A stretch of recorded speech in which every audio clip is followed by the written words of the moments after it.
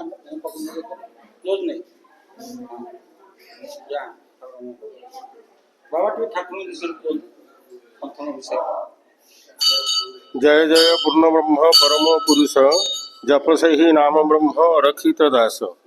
अरक्षित दास तांका नाँ थिला किंतु से जड़े राजकुमार राजांग पुत्र थिले। राजकुमार तांका नाँ थिला बलभद्र देव। बलभद्र देव परिवर्तन होती अरक्षित होती तांको माँ माने अर्थात कटक चंडी काकटपुर मंगला बांकी चर्चिका बाणपुर भगवती एवं पुरी विमला झंकड़ सारला जाजपुर विरजा समस्ते अरक्षित बोली संबोधन कर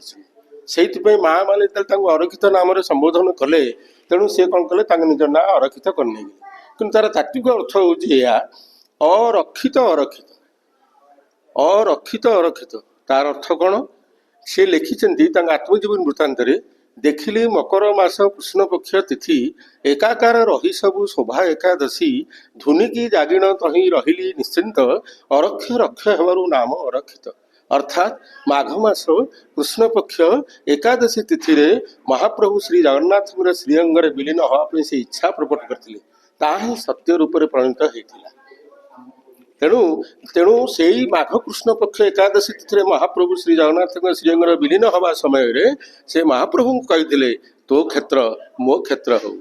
महाप्रभु तथास्तु कहले एवं कहले तुम्हें जो दिन मोर श्रीअंग विलीन हम से दिन ठारू मु श्रीपंचमी पर्यंत ओलाशुणी धाम रे रही ओलाशुणी धाम हम श्रीक्षेत्र तेणु भक्त मैंने श्रीक्षेत्र दर्शन पुण्यफल ये ओलाशुणी मेला प्राप्त होती।